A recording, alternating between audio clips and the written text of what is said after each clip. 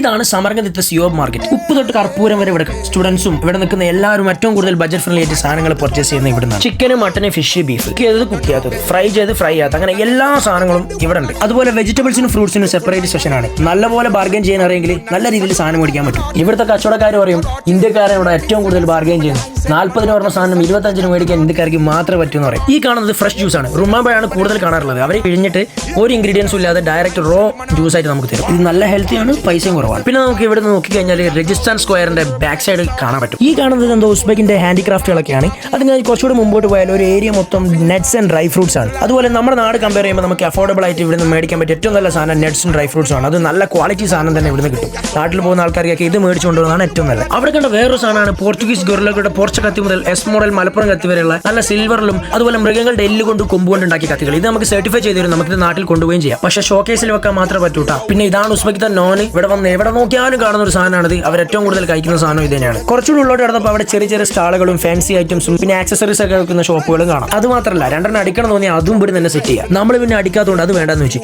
പിന്നെ നടന്നപ്പോൾ അവിടെ കുറെ ഡ്രസ്സുകൾ വെക്കുന്ന ഷോപ്പുകൾ, നമ്മുടെ കോഴിക്കോട് മിഠായി തെരുവുകൾ പോലെ ഒരുപാട് സാധനങ്ങൾ അവിടെ വെക്കുന്നുണ്ട്.